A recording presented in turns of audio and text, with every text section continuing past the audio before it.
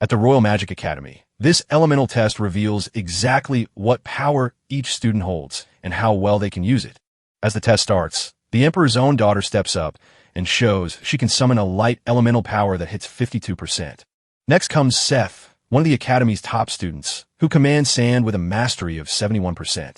But as Cyan's turn arrives, everyone freezes in shock because he holds the rare darkness element at an amazing 92%.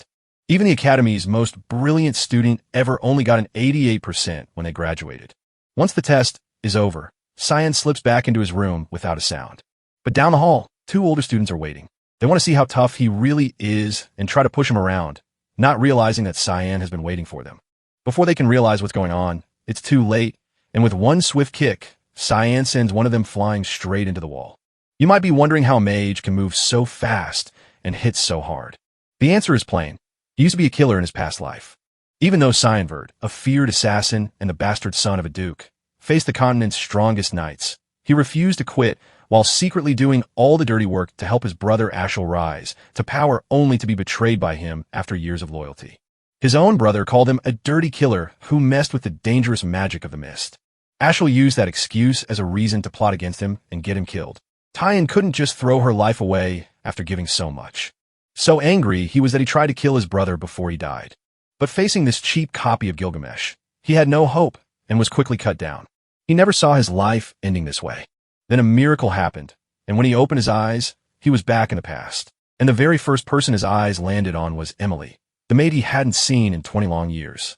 His eyes sweep across the room, realizing with certainty that he is in the past. He remembers this moment so clearly, it feels like just yesterday. It was 27 years ago, in the year 985, right before he joined the Academy. Once a year, the Duchy hold a training fight. This year, Duke Vert and his father will be watching as he faces his half-brother Cranvert, the son of Duke Vert's wife Margaret Oz, who stole all the attention even though they're the same age, because being born to a different woman made all the difference. After that fight, he turned into the family's favorite joke.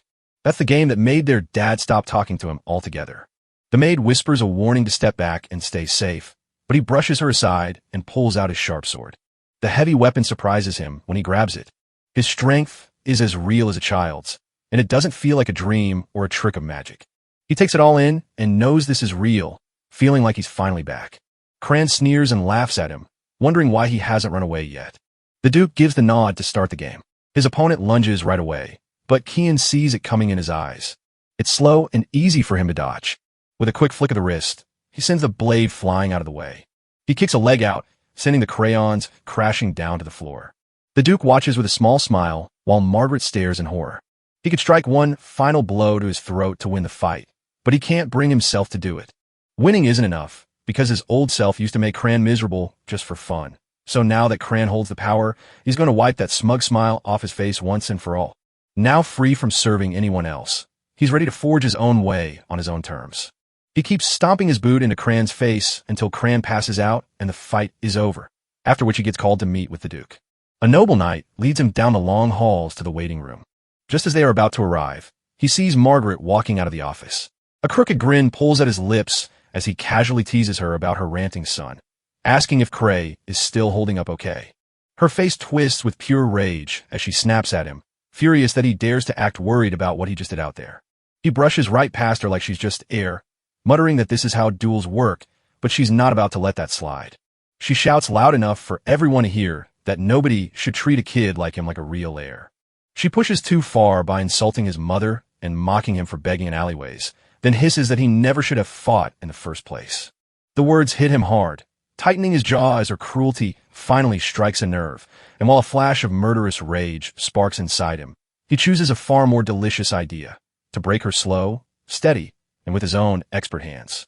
Kian tells her he's joining the Academy with crayons, and when she looks at him confused, he spells it out sharply.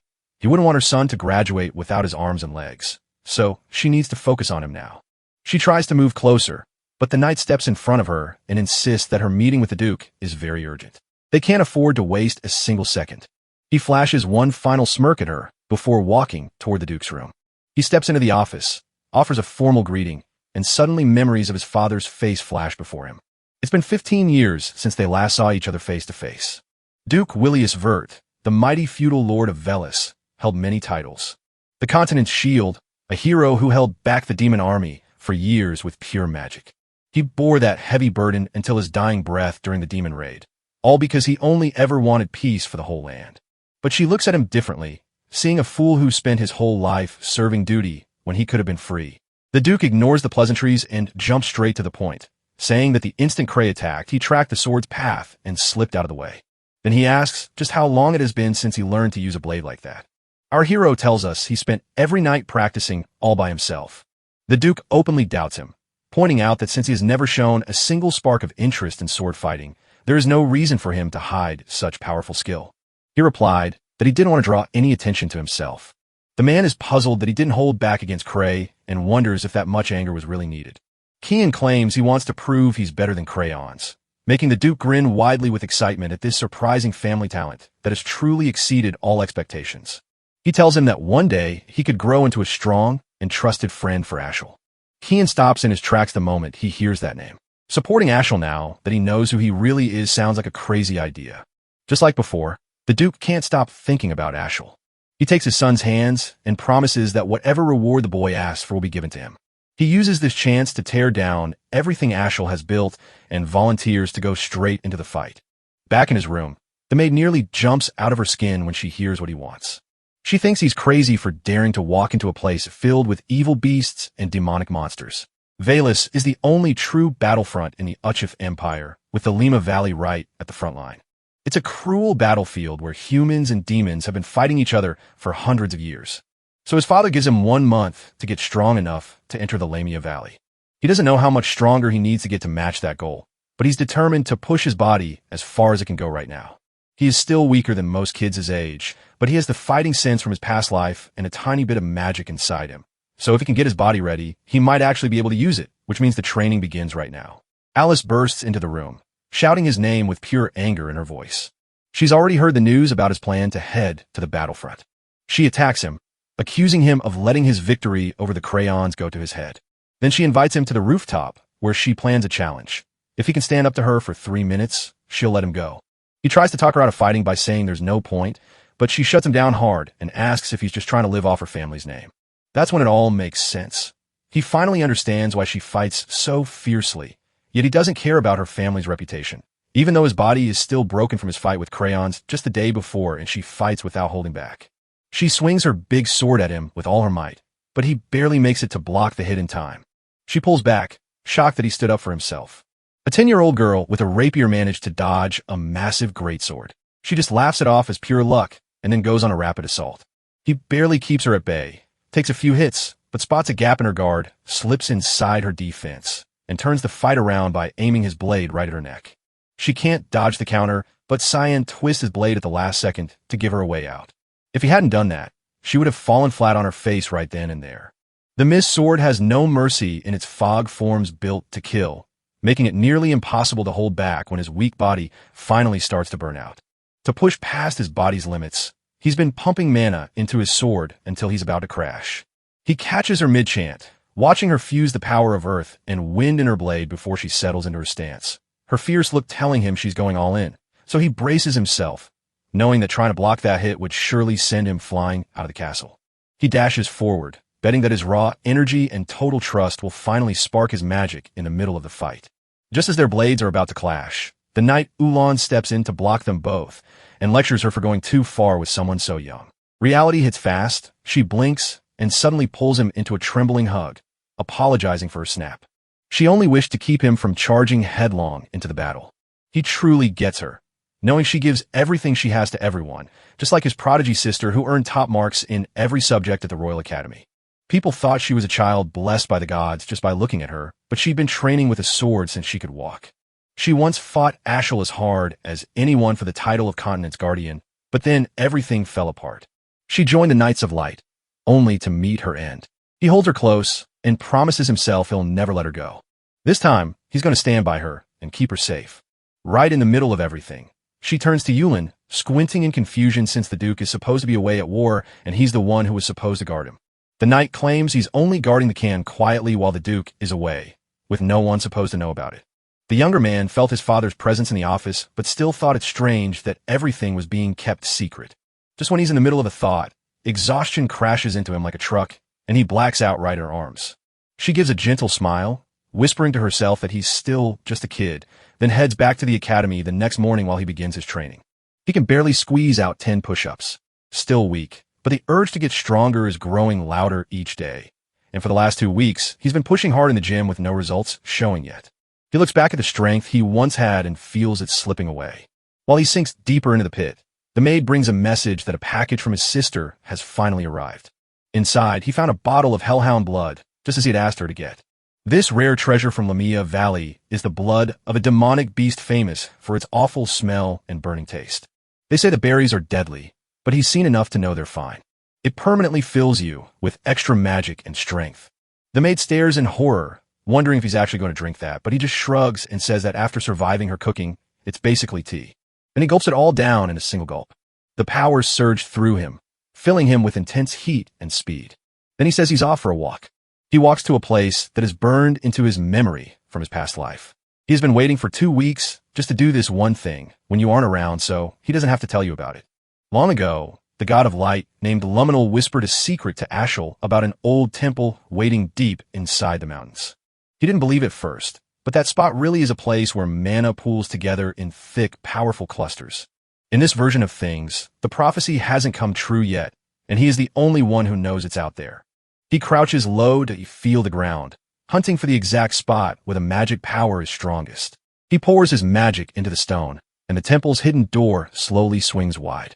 When he steps inside the temple, he knows something is wrong because the place feels different from before. The shrine that once honored the light god Luminal had been wiped clean 3 centuries ago during the Demon God War. He steps deeper into the crumbling ruins, locked on the glowing sword at the temple's heart, recalling how humanity in 999 BF finally pushed back the terrifying Demon King's forces from Valus, even though those demons were far stronger than humans. But people found hope in old treasures called the God's Weapons, items that changed everything. Among them stood Duran Dark, a holy sword blessed by Luminal that helped humanity win the war, but was also destined to be the very blade that would end his life. Once Vert Ashel holds it, he gently places a hand upon it. Just as we hoped, it stayed completely still. He walks away, looking no more surprised than he did a moment ago. An old tale says that once you step past the sword's glow, a strange shadow appears that looks just like the blade's reflection at first, but it's not a shadow because where there is light, true darkness always follows. But this darkness isn't empty. It's a secret tunnel hidden behind the altar that leads to a private room. He walks into the room and sees a sword standing right in the middle, and his eyes warm up as if he's meeting an old friend, the very same blade from his past life. He steps forward, grabs the handle, shouts the name Calm, and the sword immediately obeys him. He swings it a few times, but the magic inside is still asleep and won't wake up. Even still, the thrill of finding it again fills him with something almost like joy. Suddenly, a voice rings out from the dark room, asking if he truly feels no fear or knows what happens when he wakes the demon trapped inside that sword. She insists there's no turning back and rushes in to tackle him, but he snatches her by the throat before she can get near. He says she's acting way too reckless and wasn't like this before, and the demon looks shaken, wondering how a kid could possibly touch her. He quietly tells her the knife is his. She tries to push back, then stops dead in her tracks. She feels a shift in the air and asks if he is the one chosen to take his place. He holds the very breath of Eru in his heart. He keeps saying it because the sword belongs to him. He took on Aru's legacy, meaning she now had to bow down to her new master. She refuses to believe it, so she calls and starts attacking. He lets out a heavy sigh, knowing that speaking will do no good. No matter how powerful a cursed weapon gets, it always ends up trying to take over the person holding it. So, he ends the chat with a snap of his finger and smashes her head onto the floor. He warns that if she doesn't give in right now, things are only going to get much worse. She growls in anger, so he pushes harder, pinning her to the ground to prove his point. The pressure breaks her, and she finally calls him master. Now that it's finished, he knows he's been gone too long, and it's time to head back. Karen practically hums with excitement, ready to breathe fresh air again after so long beneath the ground. She asks for his name, and when he answers, she raises an eyebrow, puzzled by how Aru could choose a child she has never heard about of everyone. He explains that he was picked in a past life. He's already dead once, so as they walk, he watches Duran Dark and tells them to wait it out since the real owner won't return for another 20 years. Karam still doesn't believe in reincarnation, so he chops off the holy sword's handle. She demands to know what the devil he intends to do with that. He says this will make the future way more fun. As the cart finally rolled to a stop, our hero stepped off, still shaking in disbelief that the moment had truly arrived. The Duke stands there waiting, with his knights on either side. His father steps up and asks directly if he is really ready to fight or if he would rather turn back now, promising not to stop him if he chooses to leave. He nods firmly, showing he is sure about the path he has chosen. The Duke looks at Ilkin and orders him to wake the scroll. The knight throws it into the air, a burst of magic erupts, and a hellhound leaps out from the light to test if he is truly worthy. These little demons from Lima Valley force him to snap into a fighting pose, his eyes glued to the enemy. Standing far away, his father tells him that what he does will always have consequences. If he truly wants this, he must prove his strength and step up to the challenge by passing the test. A few days ago, he went to Yulin to ask for a fight. He needed something real because just swinging at the air wasn't going to cut it anymore. He craved the thrill of a real fight. The knight told him he should be training with kids his own age, like Cray. But every time he appeared, Cray would run away. Still, Olin wasn't ready to agree right away because he had doubts, but he finally said yes on one condition. He would fight using only his shield and stick to defending himself. He nodded to the deal, but asked for one extra favor. No matter what happened that day, the knight simply couldn't tell the Duke. Before he could even speak, our hero burst in with all his strength. The strike was stopped, but the power behind it surprised Yulin, who never expected a 10-year-old's blade to hit so hard. The kid spun in tight circles so fast he looked like a blur. I've been having such a hard time keeping up with him. Suddenly, a sharp blow hit him from behind, forcing the knight to block while leaving him with no time to catch his breath. Blow after blow crashed down, each one struck with full force, but he barely managed to block them all. After a while, our hero finally stopped, admitted he wasn't quite ready to win yet, thanked Yulin for the great fight, and then turned to go.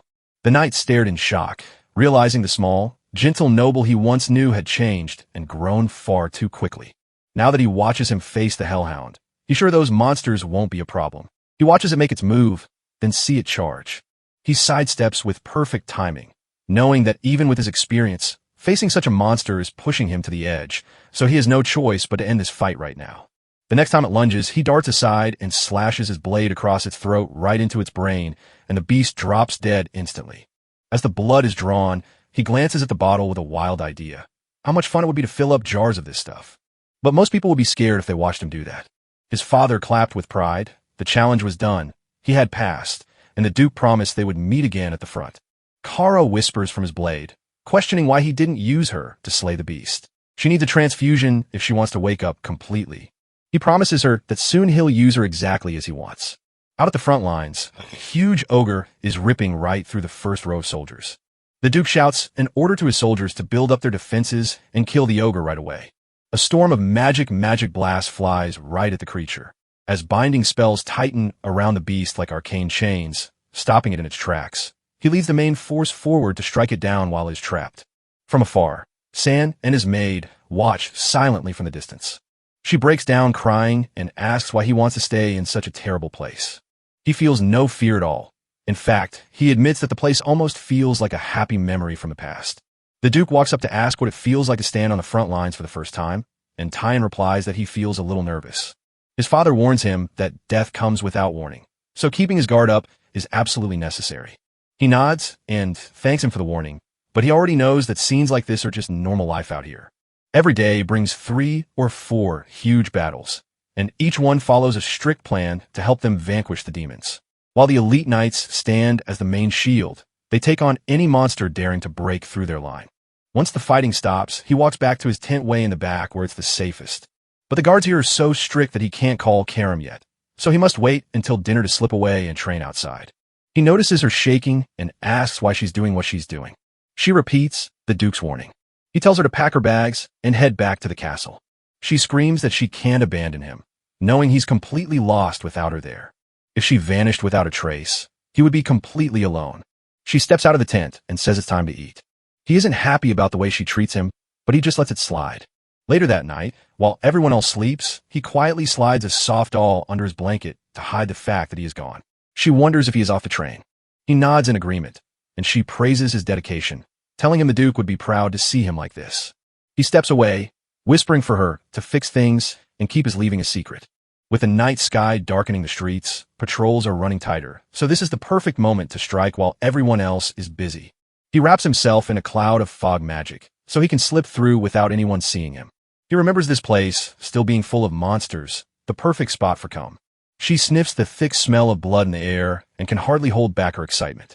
She pleads for him to stop the monsters, so he charges into the pack of hounds, slashing through them with a swirling mist attack and tearing them apart without ever slowing down. He drains the blood from the dead hounds, drinking it to refill his own strength and fuel Kom's growth. She grows impatient, counting the beasts they still need to kill, while he insists they stay and train right here all night. That spot will keep pulling in even more monsters. Far away on the battlefield, a group of knights is protecting a royal group as they make their way through the mountain passes. The maid in the cart gently tells the girl inside that running for the battlefield is too risky and turning back is the safer choice. The gloomy child with a smug tone warns the woman to stop treating her like a kid or she'll get angry, especially since she's supposed to be the next ruler of the empire. The maid sheepishly apologizes for going too far and drops a secret she overheard. The Duke of Vert brought his youngest son to the front lines, and he's just about the same age as her. The girl gasped in shock at the Duke's order, wondering how he could send such a young girl to fight in a war. The maid explains that the Duke went by his own choice, not because he was ordered to, and she adds that since he's likely around her age, they might just get along if they ever meet.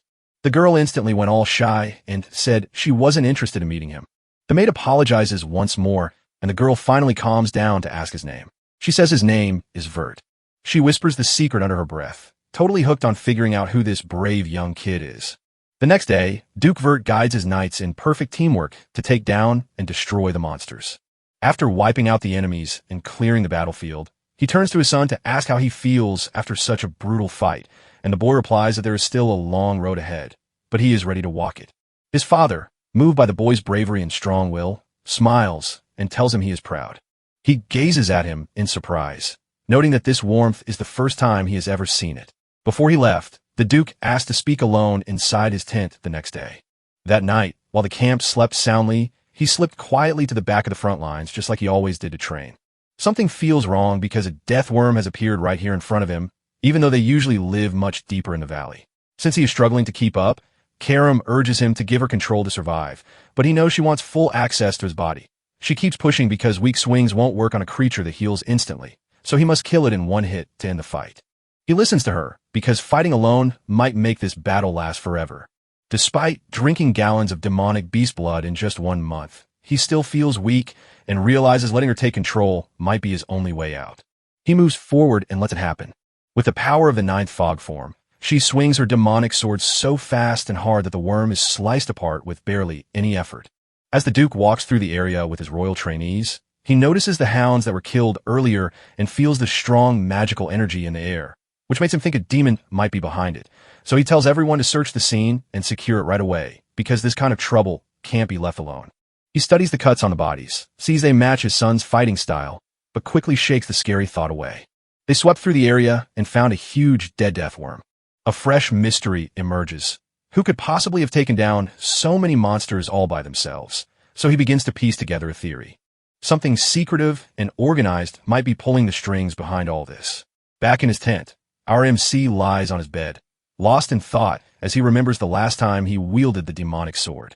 This is the trick that lets Karam take full control and unleash her powers without limits. But the danger is huge. If he slips and fails, she will stay in charge forever. So he can't risk using this dangerous move on weaker monsters because the price is simply too high. Tiredness creeps in, making his body ache and feel like lead.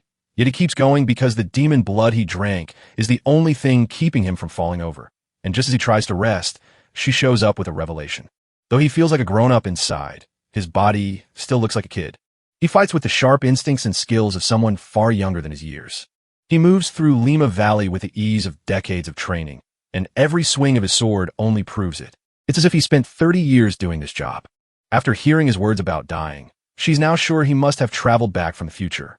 He gives her a weary look and says it should have been clear from the very beginning. The loud beast of a woman screams in frustration.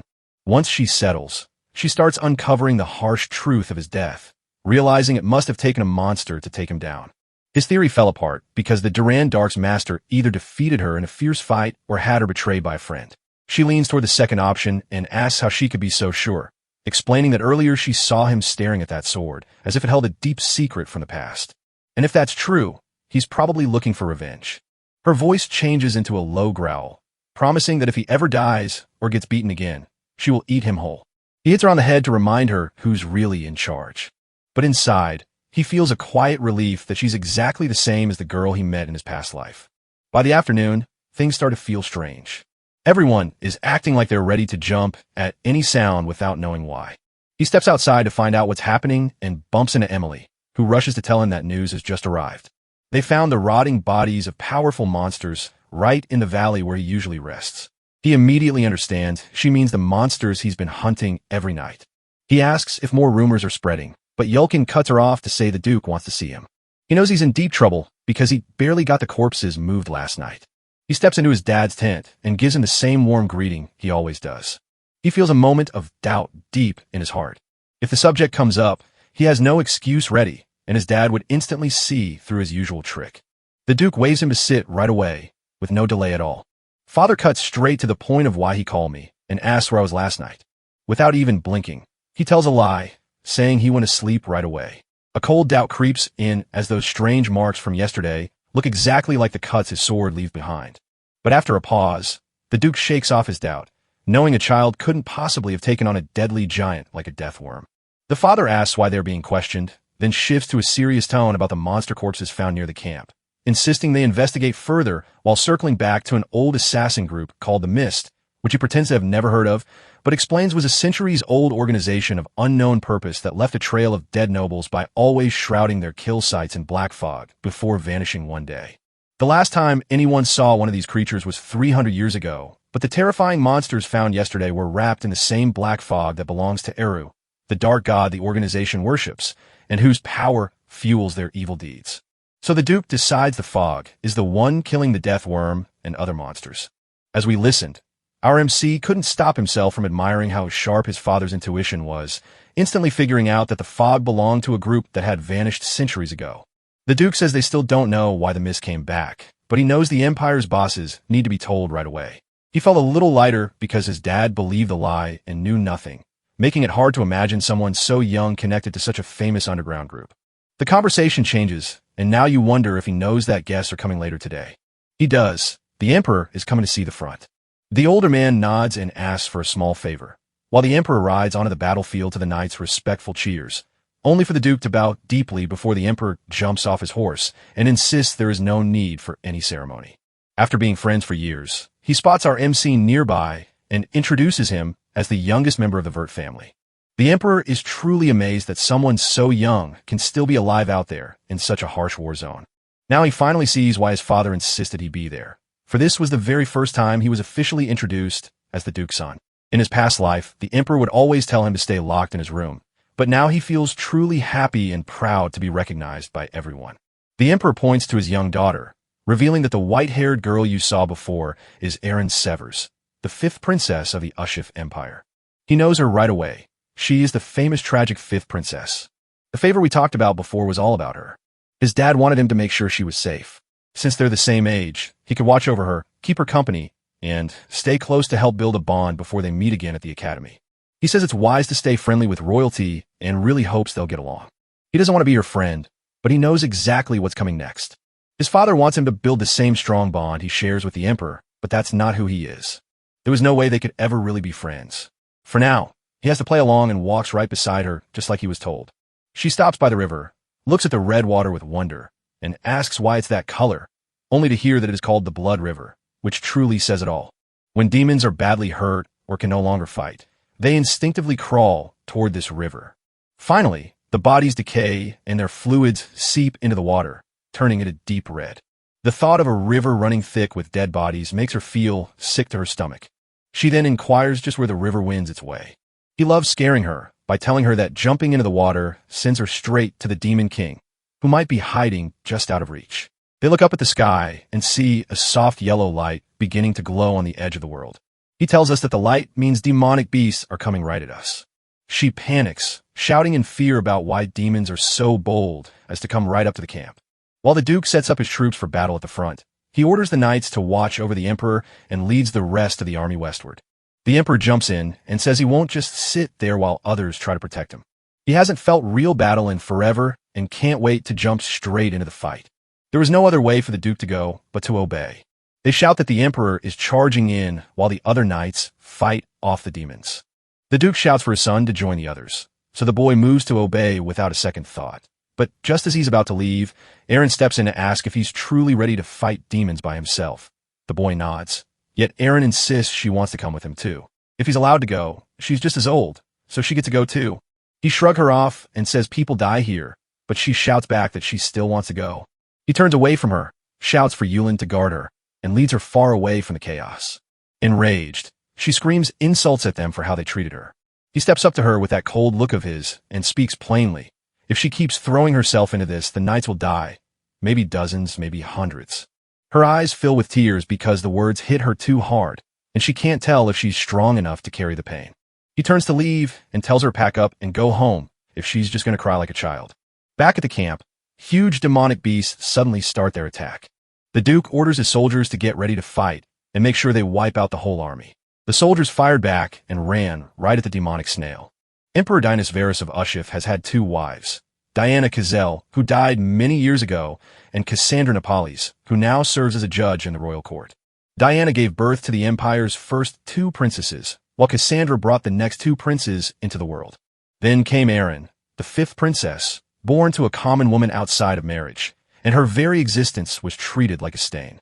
Shunned and called unnatural, they were deemed unworthy to sit on the throne. Even though they kept hurting her and laughing at her, she refused to let their mean words tell her who she was. She moved with the perfect poise of a princess while pouring all her heart into her studies.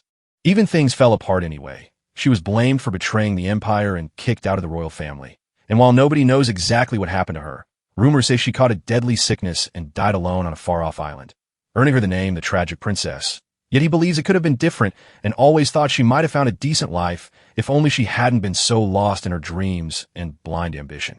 She became too conspicuous, prompting Kama mock her by saying her tale sounds just like his. While far away in the war zone, the Emperor and the Duke were making great strides in clearing out the monster swarms. Dion lets lightning rush through him and cuts through the last few enemies as if they aren't even there. He may sit on the throne, but he is also a terrifyingly powerful mage who barely slows down even against creatures like these. After clearing the area, the two duck into the command tent to rest, where the Emperor pours a drink and offers one to reminisce about the old days, though the offer is declined since there is no room for Buzz's judgment on the front. He shrugs and takes a drink all by himself. Then, as the quiet stretches between them, he casually brings up a troubling matter. Lately, nobles have been dropping one by one, and the scary news is spreading so fast that both regular folks and soldiers are getting really worried. The Duke instantly wonders if all the deaths and strange signs are connected. Diani explains that corruption is the one thing that ties them all together. Every noble they'd removed so far had a shady past, and every dead body was stained with black fog, which made his companion stop and think.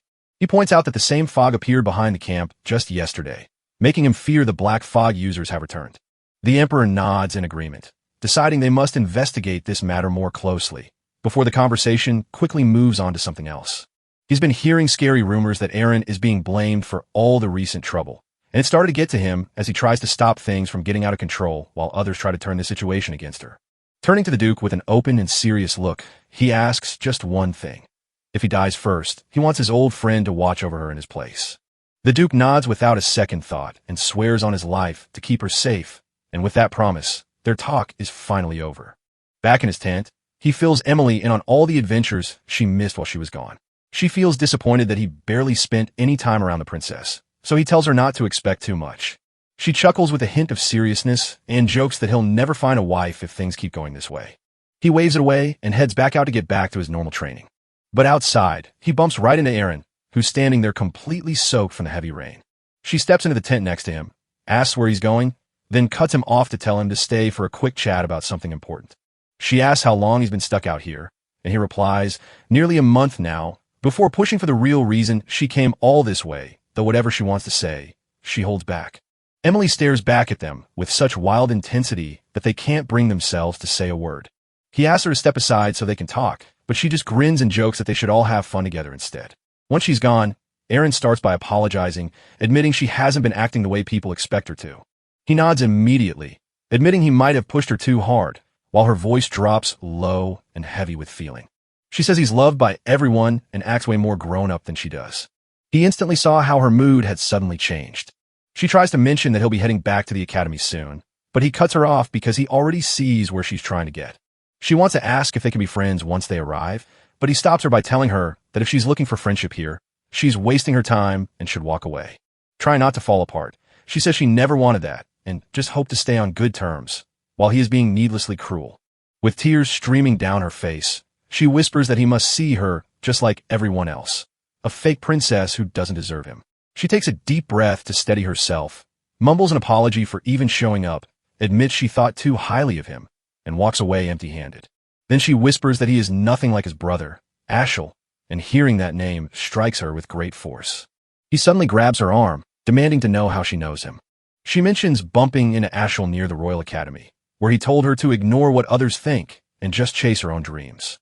That freezes him in his tracks, revealing that his brother had been pulling her strings right from the very first time they met.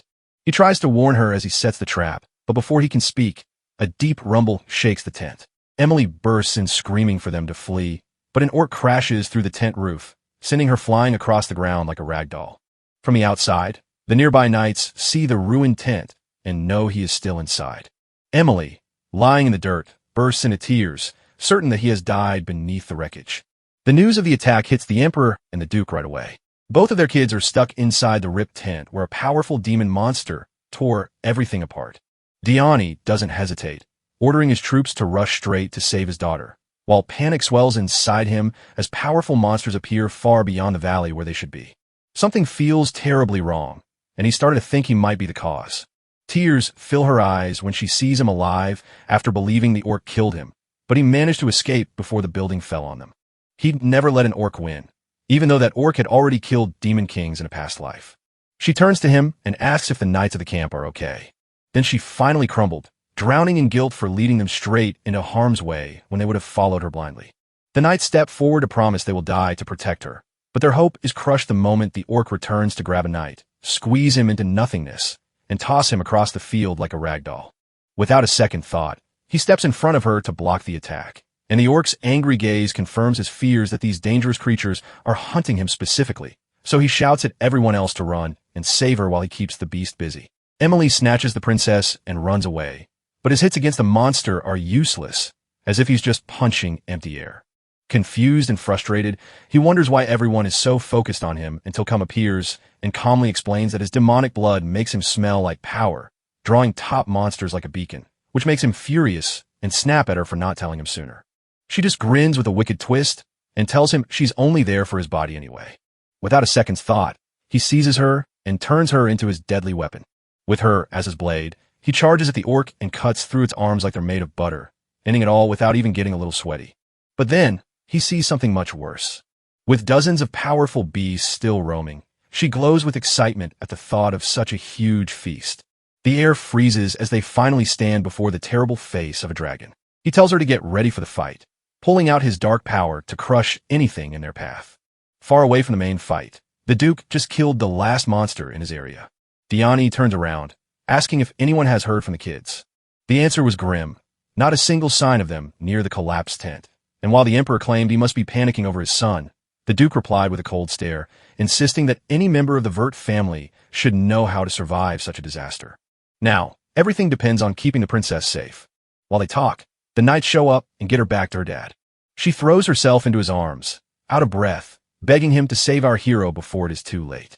As the Duke steps up to the maid and confirms she is his personal attendant, he gently asks what happened, and with a shaking voice, she tells him he told them to run while he stayed behind to hold off the monsters. One knight offers to fetch him if told to, but the Duke pauses and then says no. They must hold their line against the crashing wave, for if those creatures break through the camps, they will tear straight for the Empire, so everyone has to get back into formation before more lives are lost. When people wonder what happens next, the answer is simple and done. Our hero has already played his part by keeping the princess safe, which is exactly what being a Vert means. She keeps crying, blaming herself for everything falling apart. Suddenly, a sharp sound pierces the chaos, and she knows that voice instantly. She looks up with wide eyes as he flies overhead on a dragon, clutching its reins and shouting for help. Dragons are grand creatures made by the Creator, honored and kept safe because they are so rare and full of dignity. Weak humans like him would never dare challenge a dragon, making a close encounter feel like a once-in-a-lifetime honor. But the dragon he's lucky enough to meet is currently flying right over a crowd that knows his secret, and he can't afford to be seen while fighting. And there he is, clear as day, straddling a dragon like a wild fool. Their eyes snap to him the very instant he appears. The Emperor watches with curiosity and asks the Duke if he plans to save his own son. The Duke sits calm and unbothered, watching the hero struggle with his mess, while he himself barely holds on, full of regret. He curses himself for being so greedy that he even thought about tasting dragon blood. Before the chaos started, while he was still fighting off the horde of monsters, he slashed through them fast without looking back until only the dragon was left. Standing so close to the legendary creature, he shivered with pure thrill, his eyes wide with awe, but the magic vanished in a heartbeat as the beast suddenly roared fire straight at him. He scrambled up the slope to gain the high ground and fired back wildly, but every hit just made the beast even angrier. Then came a sharp tail swipe that knocked him through the air like a rag doll, but he quickly switched to martial arts, pounding the creature with heavy, rapid blows across its body. But the beast was still standing. Just as he got ready for his next move, something strange happened, and everything stopped dead. But since he's such an impulsive little gremlin, he didn't think twice before jumping right after it and clinging to its side like a maniac just to get a taste of its blood. That's how he found himself trapped and helpless, holding on for dear life while exposed to the danger. She's furious that he hasn't used her to fight back, and at this pace, he's going to get himself killed. He screams that if anyone catches him using his powers, he'll be burned to death, so he can't let that secret slip, and right in the middle of their argument, they see the Duke starting a huge 8-star magic spell, and panic instantly takes over. That stern look on his father's face signals that only one thing is about to happen. He's ready to strike the dragon, even though his own son is riding it. The spell fires, sending magic blades shooting up to cut through flesh with terrifying power. He jumps right off the edge, just in time, flying through the air to dodge the falling blades. As he plummets, she screams for him to use his powers and fly away before it's too late, but he still can't afford to be seen. He, driven by desperation, scans the area and spots a river of blood not too far away. In a final desperate move, he changes his path to aim for it, hoping it will soften the fall. While everyone else was making a scene in the valley, a pair of demons were quietly watching from somewhere else. The older of the two remarks that it must have been a young dragon getting itself into trouble.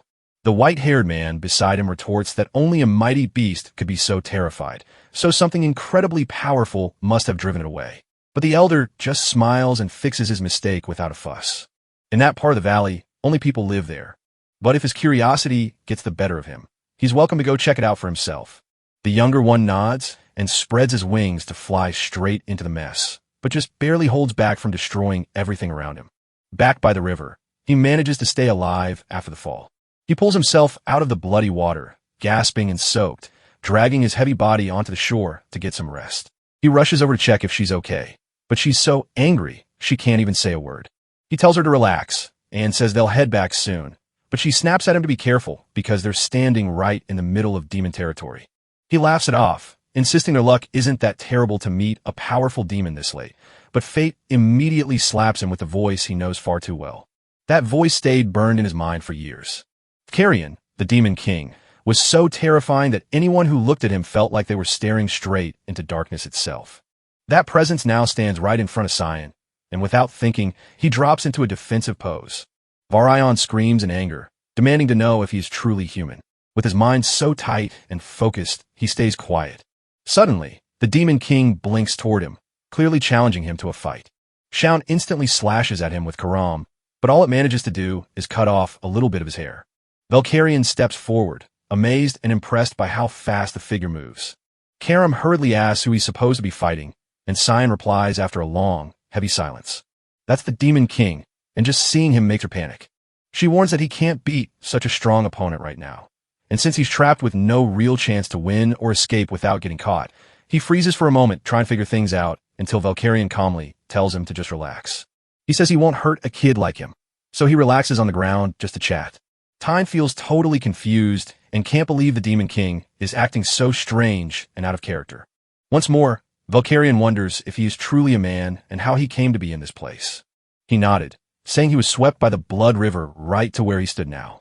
Varion isn't fully convinced and senses something odd about our MC, so he asks if this really is their first time here. Cyan nods, but the other person still isn't convinced. He wonders if our hero knows him, but the hero shakes his head and says no. That answer felt so real that Varian started to believe him, especially since how could a human possibly know him when he'd never met one before? Still unsure if this is the same Valkyrian he remembers from a past life, Sen asks why the Demon King is here, only to learn that the ruler came because he felt a strange energy and, as his people's protector, naturally felt compelled to investigate. The MC didn't act surprised, which only made his worries grow stronger. His calm face makes him look like he's already known him forever. Valkyrian keeps talking to himself, but Shaun isn't listening because the man in front of him is so different from the one he used to know, and if history repeats itself, the demon invasion will start any moment now. But seeing him now, he doesn't look like the kind of guy who would start all this mess. If that's his real self, something must have broken him. So Tyan takes a chance and asks what he really wants to become as a Demon King. Laughing at our hero's bravery, he admits his only goal is to keep his people safe and happy. And if anyone tries to break that peace, he won't even think twice before destroying them. For a brief moment, Cyan sees the true heart of Orion, a dark power held back deep inside, and he knows he must stop whatever made him snap in the past from waking that beast.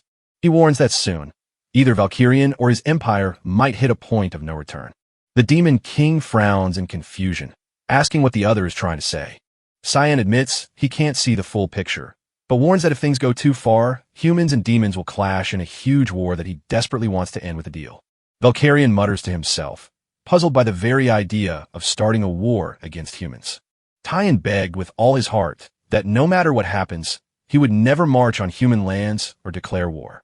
A brow rises as he pushes for a promise, and Cyan assures him that no matter what danger comes, he will stand by him. Valkyrian still finds it funny, but he truly admires the courage in our MC's heart. He asks for his name, and once he learns it, he solemnly swears as Demon King that he will never start a war with humans or take their land, no matter what happens. But he warns that Cyan must keep his promise, and then he shoots up into the sky. Soon, the scouts watching the river spot our hero. The news travels quickly, and soon everyone knows him as the only one who lived to fight the Devil Dragon. Later, back inside the abbey near the Velius border, Sen lies resting in a hospital bed. Aaron sits close with a flush on his cheeks, and she gathers the courage to ask if he wants to be hers. Cyan can't make any sense of the crazy things happening all around her. He glances at her with clear refusal, and she realizes he's right to avoid a useless royal like her. So tears well up as she accepts that she has nothing to offer. Her reaction starts to grind on him, her desperate mood, and the way she's pouring everything out beginning to wear him down. He knows in his heart that she can't really help him out, but her messy emotions are slowly wearing down his patience. She quickly wipes away her tears, forces a smile, and insists she just needs to level up and get strong enough to finally catch his eye. She sets her mind on that goal, vowing to become so scary good that no one will ever have a choice but to give in. Just before walking out, she stops at the door and whispers a quiet thank you for not dying on the front lines the day before. A few days later, a man slipped through the dark edge of the woods, double-checking to make sure no one was following him. As he pulls out a faintly glowing cube from his pack, dark curse chains instantly lash out and lock his limbs, while a voice behind him calls out in disbelief that Reynold Crimson was the traitor, prompting the trapped smuggler to frantically explain that this cube is no ordinary item, but a limitless storage device built right in the Gam Kingdom's mage labs. The killer snatches the cube, rips off his mask to show his face, and calmly reads out his full name as if reciting a wanted poster. Reynold stands frozen, shocked that Cyan was the one who caught him off guard, and even when he demands to know why Cyan is there, the other man ignores him completely while already rummaging through the smuggler's crates. He realizes the truth instantly. Reynolds has been siphoning corrupted blood from corpses, loading it onto carts, and smuggling it across the border with the help of someone feeding him access. Reynolds just shrugs it off and insists he has no idea what his captor is talking about. But he was way ahead because he'd already spotted the demonic blood drifting through the underground markets. As someone tries to figure out who the traitor is, Reynolds surprises them with a sudden burst of fire. He thought the object would just land safely, but it had already snapped shut, cutting through his hands and slamming them against the rough bark of a tree nearby. Then comes the deal. Reynolds must spill every secret about the smugglers and the traitor to walk away free, or he must endure a slow, merciless torture that will make him beg for death before long. Later, deep inside a border trade station on the west side of Velis, a group of merchants open a box of fake blood and scream in horror as they see Reynolds' head floating in a cloud of black mist. Close by, Cyan watches from hiding as his plan moves forward, while Karam asks why he lets those traitors go. He speaks with a flat tone, noting they just need a shock to wake them up, as he remembers from his last life how Reynold Crimson, secretly working with Garam's government, had been selling tainted blood right under everyone's nose, with every shipment leading straight to Gam's Mage Society. The very same people who are crazy about finding magic and pushing it past all reason are right now busy building useful things like the Dimension Cube. But he knows what comes next, and soon they'll push deeper to twist magic and blood into terrible horrors, a spiral he is determined to break, while Karam throws a jab at him for suddenly helping the Empire again after swearing to live only for himself. Back at the Utchif's estate, Ashel relaxes in a room after spending private time with a woman, but his attention jumps when she mentions that Cyan has headed to the front lines and taken their father with him. All it takes is that. So now Ashel is heading over to deal with his brother, who's been driving him crazy lately and won't get off his mind. Emily screams with pure joy the instant she escapes the front lines and steps safely inside the castle, letting out all her relief and excitement in one huge shout. She tells Cyan that the academy will be a huge upgrade from this grim place they're stuck in, but he doesn't feel the same way, and his face shows exactly how he feels. He already knows what's waiting inside those academy walls, and it's nothing like the bright new chapter she's hoping for. Instead, it's a maze of backroom politics and shallow alliances where envy rules, clout beats talent, and real learning is pushed aside just so students can climb the social ladder. While she's all excited because she heard the academy is full of hot guys and thinks it might finally be her chance to find love. Time slips by until the big day of the entrance finally comes. Cyan made it to the front gates and bumped into Crayons, who saw him and instantly ran away without saying a word, still scared from the last time Cyan totally beat him up. Karam, puzzled by the sudden retreat, asks what's going on, but Kian just brushes it off, saying he's only his half-brother. She notes that he doesn't look like the rest of the family, but he disagrees, insisting he's not much different from Alice. Once inside, the academy staff greet him with stiff, overly respectful nods while avoiding his gaze, a clear sign that someone powerful is watching. But after a year of nonstop grinding, he accepts this strange welcome as a victory and walks down the hall to his room. Before he even opens the door, he can feel a familiar energy filling the room. The air feels heavy and clear that Ashel is on the other side, and he already knows everything. And just as he pushes the door open on cue, there stands his older brother with a smug grin, ready to say, "It's been a while." Cyan holds himself back, fighting the urge to do something stupid. Ashel suggests that the other man probably doesn't even remember him. It's been years since he first walked through the academy gates. That switch flicks, and Shaun snaps with rising fury to grab Karam for a counterattack, only for her to intercept him just in time, urging him not to lose his head because one wrong move here could get him killed. Instead of paying attention, he bites his tongue to say that he'll never forget Ashel's face. The old man chuckles and messes up his hair, happy that he still knows the way. He walked further into the room and casually mentioned that he'd heard he'd gotten way better at fighting this past year, and that maybe now he might actually be of some use on the battlefield. Cheyenne forces down his disgust and says he looks forward to it, but the hate in his eyes tells a different story. Ashel feels that sharp look, stops right there, and tells him he just stopped by to check in, nothing more. Cyan knows better than to waste his time on anyone he thinks isn't worth it. So if he's here, there's a reason for it. Oddly, that thought calms him down.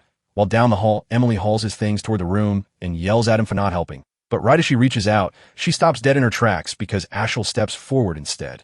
He brushes right past her, tells her not to mind, and just get back to work. Once he's out of sight, she finally lets out her anger and demands to know why he didn't warn her that he'd be coming today. He stays quiet and simply asks her to give him some space. He bolts the bathroom door, bends his head over the sink, and heaves. Suddenly, the heavy pressure and sharp tension crash over him all at once. After finding his balance, he faces Karam and urgently asks why she held him back. He couldn't believe it, because that perfect moment was exactly what she needed to steal his body. She kills the power, claiming she didn't hold back out of kindness, but only to let his anger grow ever stronger. As the situation gets more twisted, he tastes better, so Cyan smirks and admits he likes her this way. In Ashel's private room, the butler steps in to share some news. Following his orders, he's been hunting down the second princess, and now he's finally found her. She is far up north, deep inside the land of the White Elves. Fuina Ashel raised an eyebrow, knowing Fina wasn't exactly friendly to strangers, but she was still her own person. She managed to slip away, so it makes sense she might come back, which is why he told the butler to rush to him the moment she shows up. The servant nods, but before leaving, he asks if anything happened at the meeting, noting that he looks different and even happier. Ashel chuckles and shakes his head. He says it's actually the other way around. His mood was terrible because he kept thinking about that look she gave him earlier, which felt sharp and heavy, as if she was staring him down like he was her sworn enemy. He tells the man to watch Cyan closely from now on, and the butler promises to get someone to do it before walking away. Ashel is left alone, staring at the silence and wondering what his little brother is keeping secret. Just beyond the castle walls, a line of royal knights in full armor stands ready to walk him safely to the academy. Emily hangs back, looking sad and hurt because she isn't allowed to ride with them. After he says his goodbyes and wishes her well, he turns to leave, only for her to call out that he shouldn't let people get to him and that he must stay safe. Her words surprise him not because of their message, but because they prove she is still exactly the same kind girl he once knew.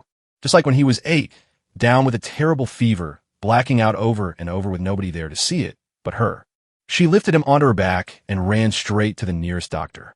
She stayed awake all night by his side to watch over him, because without her, he would have died somewhere in a forgotten corner of the castle.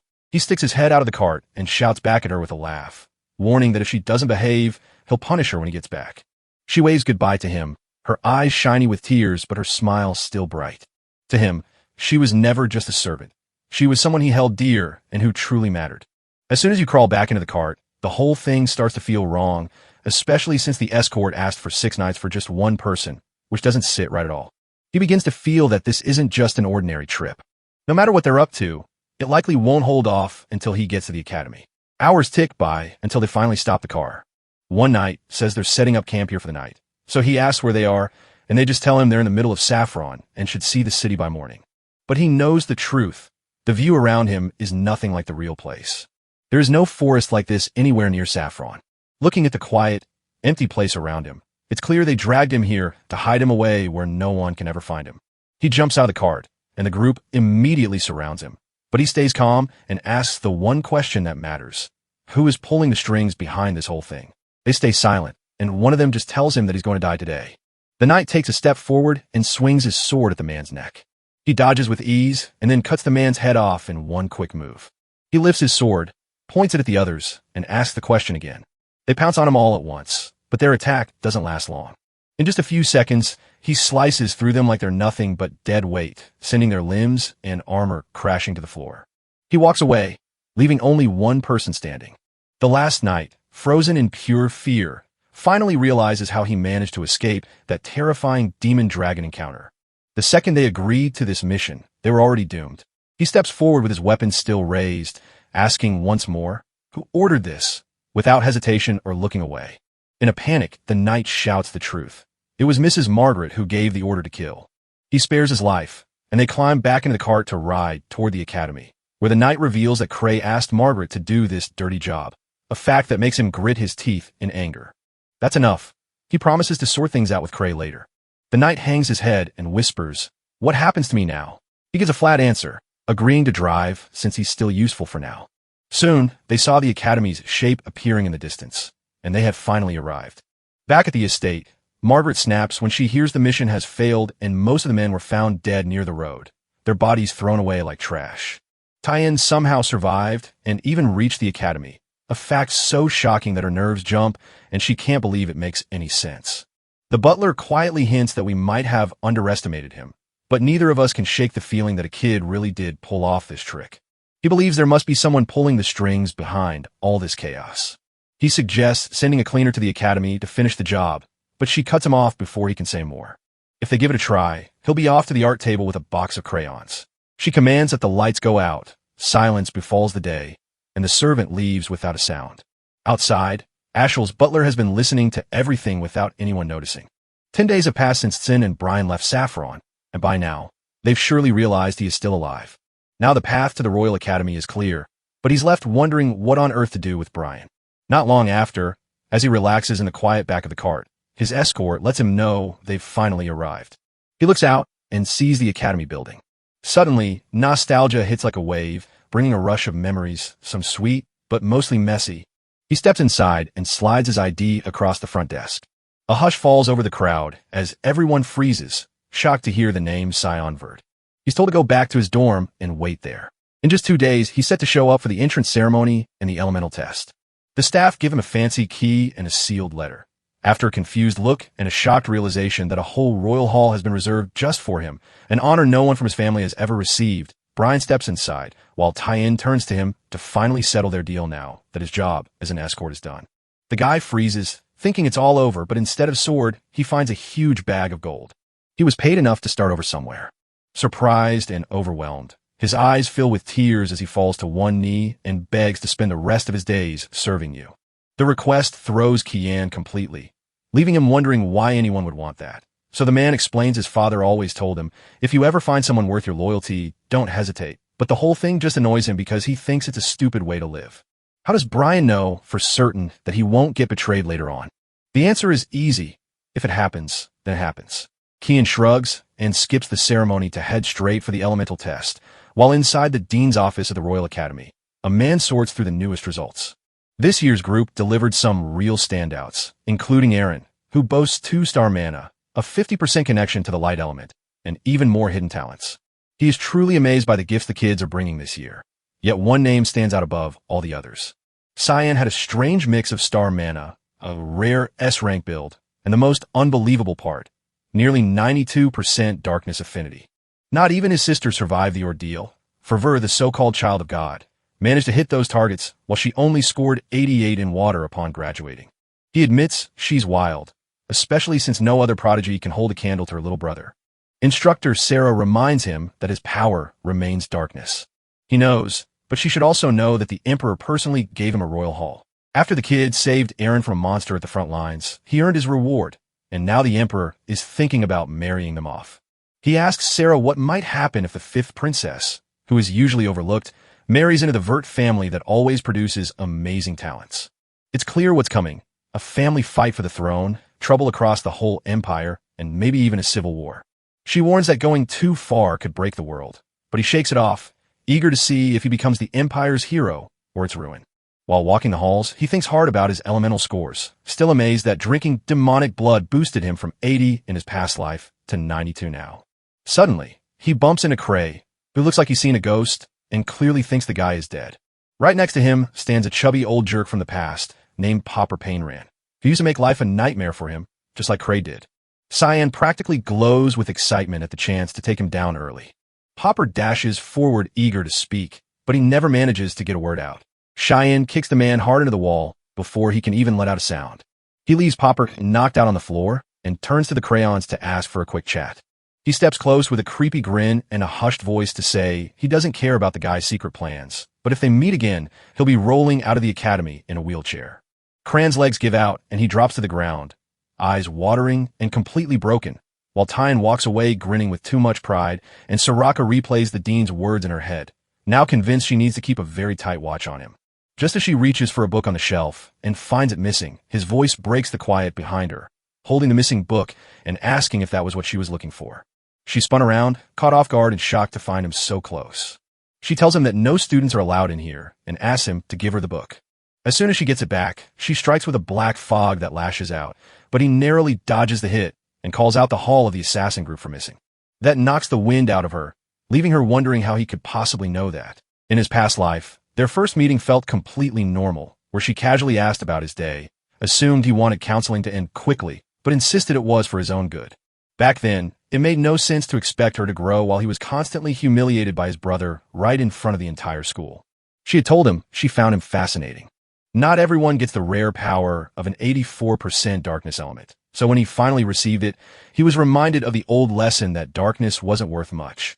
She disagreed, saying humanity barely understood it, that his potential was limitless, and she could hardly wait to see what he would become, her sweet tone and soft smile having completely fooled him. The entire instructor thing was just a disguise. She's hiding in plain sight among the nobles and royalty, working as a deadly assassin right from within the academy. She changes her mood and says they'll finish their talk in her lap. He's a little confused because she seems so calm. Stepping inside, everything looks exactly as he remembers it. He takes a sip of the tea she poured and instantly realizes she put something in it. She laughs it off, but he just shrugs. The poison can't hurt anyone who has been drinking that dark, demonic blood. He says she'll need a better recipe next time. She wonders how he knows everything, including that she gets her orders from specific books in the library, the exact spot he checked, and now she fears he might have been missed. He says that is the best proof she could find. It really gets on her nerves when he reminds her that before he left for Chatham, people wondered if one night would be enough, especially since so many nobles have been falling ill lately. He grins and asks when the cleanup project began. She acts like she doesn't know what he's talking about, but he sees right through her fake innocence and tells her he knows about the killings. She warns him he'll regret talking out of turn, and they both get ready to fight. As the fog grows thicker, she flings the table at him, but he doesn't dodge. Instead, he punches straight through the wood, splitting it clean in half. He tells her he's shown her enough to know who he is, so there's no point in continuing. She brushes it off and presses on. Even if he had joined Mist, she would have known. She's the Hom and has never seen his face, so there is no way she'll let him walk. He draws carom and slices through every strike she throws with clean, quick counters while promising to show her exactly what she needs to see. That is when her gaze finds the weapon, a blade from the dark. Only the one Eru picked can hold it. She freezes, shaken, as he reveals he knows Mist is still hunting the successor and urges her to stop by taking him to Eru. Deep inside a dark and hidden valley called Lwyn, shadows stretch across the land. Sarah swings open a secret basement door, showing a tunnel that dives deep below the ground. She wonders why Cyan looks so calm about Mist's secret base being hidden in such a dirty, dark alley. From now on, she tells him he's on his own, so he'll have to walk all the way to the altar by himself, just as he wished. He walked through the door and gave a hard push so it would slam shut behind him. The space ahead is not real, but a trick of the god of fog that stretches the inside far beyond what you can see from the door.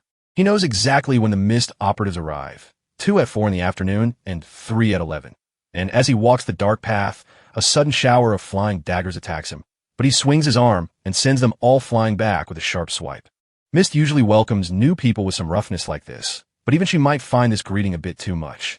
A group of masked killers jump down to catch him off guard, only to land on his empty afterimage since he's already too far away.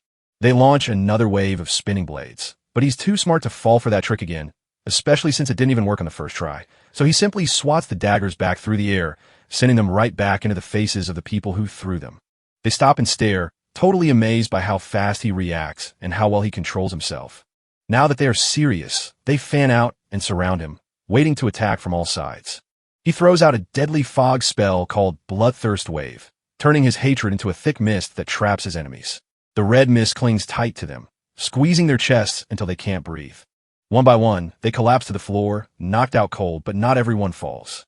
One person stands tall and free from the magic's hold. He immediately knows this one is far better than the rest. He starts to plant deep, unbreakable roots to grow something far stronger, but the assassin strikes so fast he gets cut off before he can finish. During the chaotic fight, the attacker's mask slipped off to reveal that Sarah had been there all along. She dove into the fight just to see what he was truly capable of, since she is a battle-obsessed fan of strong mages who thinks he is the perfect test subject. He pushes her back with carom, but she's too excited to quit, rambling about his skill and her desire to keep fighting until he suddenly leaves, knowing she's a thrill-seeker who won't stop until one of them falls. Only those who have stood before her truly know the terror of a hunter who will chase you down at blinding speed, fueled by magic, until one of you lies dead. But for now, he has no desire to clash with her. She slows down and tells him not to worry about outsiders spotting his magic, because Eru has sealed off this entire zone. The outside world has no idea this place exists, so he can unleash everything in his arsenal without holding back, but she warns that if he does, she might not make it out alive. Before he can say anything, his legs give out and he falls down right in front of her without any warning. Suddenly Kara appears in her real body and steps right between them. Sarah spots her right away and bows to show his respect. The spirit forces an answer. Why on earth was she attacking Eru's chosen heir? Sarah smiles and says it was just a little test to see if he really was who he said he was. Karam isn't having it and gets so mad, she vows to step in and fight for herself. Before she can act, they both see him lying on the floor, bleeding out and unconscious. When KRM takes her true shape, she steals the life right out of his body, and right now, he is too weak to survive it. She holds him close, shouting as if he's already got enough trouble to deal with. Sarakika, still grinning with that creepy smile, interrupts to say she won't turn down the duel. He struggles to stand up, wobbling on his feet, and demands to know why she suddenly appeared without any warning. Karam tells him to stay out of this and rest, promising that she'll take care of the fight.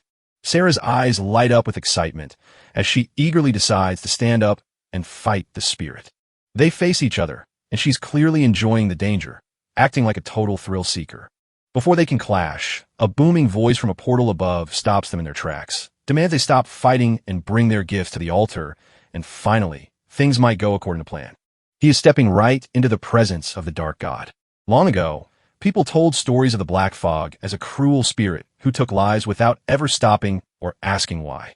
They defended their twisted act of mercy as their own right, insisting that no one else could decide what was right for them. And if killing was the only way to protect their beliefs, then so be it. While most people call his mindset crazy and unhinged, he has really been protecting the weak all along, which just makes him look foolish to Cyan. He walks right through the doorway and heads straight for the altar where Eru is waiting. As soon as he gets there, someone asks him if he recognizes the person standing right in front of him. He answers right away, "Oh, the god of Black Fog." Even though he's officially the chosen heir, the god has never heard of him and demands real proof before accepting the claim. But the fog energy already humming inside him speaks for itself. For there are only two ways to become a successor. He'll either be chosen by Eru herself or picked by the Mist Stone. Since the god doesn't see him, the stone must have chosen him itself, proving he is truly the next in line now that it's gone forever. Eru is truly amazed that he not only woke up calm, but is able to handle her so effortlessly. And those sharp, focused eyes told him instantly that this boy came from a time and place very different from his own. Cheyenne had always thought a god had stepped in to mess with his journey through time. But Eru isn't the mighty god he once was, for his divine power has faded away long ago. And Shaun already knows this. Still, he walked right here in search of better answers. Eru just shrugs and says it's working out well now, but the successor found his own way here, so Eru can be as lazy as Cyan remembers. But joking aside, the god notices something strange because his guest brought a gift, and he can feel it. The holy sword's hilt radiates a dark, unsettling vibe, and he can't help but ask, wasn't the demonic sword's power enough? Why do you want both now? But for now, Sanion has no plans to make a move with it. He wants the world to forget the blade and let it fade, a thought that surprises Eru. But she lets it go since it's not her place to ask. Even so, old rules still hold true, so he must ask the successor how he plans to use the power he is about to receive. This isn't the first time he's faced that question, and last time his answer was pretty dumb. He lived for his brother, but that choice led to his betrayal and his death. What felt so odd was that nobody seemed to notice or care about it back then. Eru even told him not to trust others too much, as if he already saw how sad that ending would be. But this time, everything will be different. Cyan isn't running towards some big, noble goal. He's just using that power to take care of himself. O tells him that he alone must decide right from wrong. But if he gets it wrong, he won't leave this place alive. Kian stands his ground with no fear and no second thoughts. From the very beginning, he decided he was done following orders and living by someone else's rules. Curious, Eru asks what he plans to do with that freedom, but he won't say a word. It doesn't matter what happens, because once he proves himself worthy of the role, the god stops asking questions and gets right out of the way. He turns to Karam, knowing he has something important to say to his daughter. The scary god routine vanishes instantly as his mood softens, and he cups her face to gently ask how she's been handling her new owner. From her side, she hasn't changed a single thing. He kept his sharp tongue and cold heart, just like always, but then he leaned in to press a gentle kiss right on her forehead. It's more than just a kiss. As his hand touches her, she instantly turns into her real self, and this time she draws power from Aru's own life force, so he doesn't get drained while keeping that form. Then he laughs, saying she'll need a body if she wants to get wild with her master. She absolutely loses it, screaming and tearing into him for saying something so disgusting, but honestly, they're kind of perfect for each other since they both share that same chaotic energy. The next day, inside the royal hall, Brian shouts in confusion about what's happening, but Cyan just watches, equally baffled. In the middle of the room, Sarah and Cam stare each other down as tension rises with every angry look, while the sword spirit mocks her for sneaking into the constructor's room so early with Cyan. Sarah doesn't flinch. She just offers a calm smile and lets it pass. Still, the air grows heavy like two wild beasts circling each other before a fight, and right in the middle of that tense standoff, he ducks out to take a walk, leaving Brian stuck between them just as everything is about to explode. While staying hidden on a rooftop within the academy grounds, Cyan quietly watches the students below from his favorite escape spot where no one can see him. But his quiet moment won't last long. Before he can catch his breath, the sharp, rusty taste of blood fills his nose. Deep down in the school, a bunch of older kids are teaming up to punch and kick a younger boy until he can't fight back. One of them suggests trying a small experiment, and the others agree without any hesitation. The blonde girl creates a glowing ball of magic and forcefully pulls the kid's mouth wide open. Just as they are about to shove the food into his mouth, A loud voice snaps at them to stop, and Princess Erin steps right up to scold the nobles for treating a helpless man so cruelly. The boss of the operation stands up straight, introduces himself as Barrett Louise Mill, the oldest son of a duke from the Gam Kingdom, and then demands to know who she is. She sets her face like stone and declares with total confidence that she is Erin, the 5th princess of the Ushif Empire. Barrett acts like he doesn't care much about her being a princess or the emperor's daughter. He knows for sure that she is the youngest one in the whole imperial family. He puffs out his chest and steps forward, trying to scare her. She won't shake his hand and warns she'll tell the academy everything. Try to make the mess disappear. He spins around and points at the kid they were hitting. He insists it's all just one big misunderstanding and claims they weren't bullying anyone. It turns out the kid is actually a girl, and he says there's no harm in it. He decides to step back and let her speak for herself. The trembling, bruised girl tells Erin with a dull look that she's fine and that they didn't mean to hurt her, so she should just leave. He bursts into laughter that screams villain reveal, but she doesn't buy a single word, knowing the girl is lying out of fear, and before she can lead her away, he grabs Erin's arm to stop her. He tells her it's too late because Leximus made her choice. Just as everything looks like it's going to fall apart, Cyan jumps in, sweeps the guy's legs out from under him, and sends him crashing flat on his back. Suddenly, the huge, fake glow disappears in a flash. Cyan knows it's Leximus just from a single look. It's hard to forget the person who fought you to the death in a past life. Born in the Ushif Empire, she was the greatest swordswoman the entire continent had ever known. But after a chaotic time following graduation, I ended up heading to Count Klein's house in Gam. The fight had gone on for a long time and was full of wild, fierce attacks. He was told to kill her, but instead he stood up to her properly, and even though he lost out on the reward he could have had, she made it worth it. She never wasted mana and still kept her title as the greatest sword user, so he met her challenge head-on without any tricks or sneak attacks. Standing up, Barrett brushes himself off, locks eyes with the legend known as the man who fought a dragon, and instead of fighting, invites him to play a game. They call it Mana Marbles, a twisted game where you force glowing orbs down someone's throat until their inner magic shatters. They aren't a danger to Kian, but he isn't up for a fight either, so he plays a prank by growing a marble in his hand until it's as big as a cow and calmly threatens to shove it back down their throats. They bring Leximus to the dorms for a checkup because while she looks fine on the outside, she needs a few days of rest to heal her inside. Erin stands by the bed, feeling strong and calm as she tells her to relax, promising that they had to do this and that she owes them nothing. Then he mocks the cowards who ran as soon as the second Cyan arrived. At the far end of the room, he kept very still, thinking about how tough she really was. Cracked ribs, a bad head hit, and still fighting on, just like you'd expect from the best swordswoman the continent has ever known. She catches him looking and asks if they've met before. He says no with an apology, but it's all a lie. Ina asks where her room is because she wants to walk her back so those guys don't mess with her again. Leximus tells Erin she lives in the commoner hall, which shocks him, so he blurts out, "Wait, you're a peasant?" And though she nods and explains that Instructor Velen got her in, but left her broke after dismissing her with no reason, Cyan suggests she quit because things won't get better. Erin, looking furious, tells her to make Leximus a servant who will train under her and learn to fight with a sword while doing it. Leximus blinks in confusion, wondering why he just called her girl. She believed he was in the dark, but nobody had ever filled him in. She apologizes for the mix-up. She wears men's clothes and keeps her hair cut short, which makes it easy to see why people guessed wrong about her. Erin feels shy, but quickly tosses those feelings aside. She really likes the idea, because keeping Leximus by her side will make sure no one dares to mess with her again. She could stay at school, study, live a good life, and train without any worry. Leximus thanked her and promised to become strong enough to be worthy of her care. She turns to thank Cyan, but he's vanished already, having slipped away without saying a word. He's had his fill, and now it's up to Erin to face whatever comes next. And now he finally gets why Leximus left the Empire to join the enemy. It was all because of Barrett, the one who took away her mana.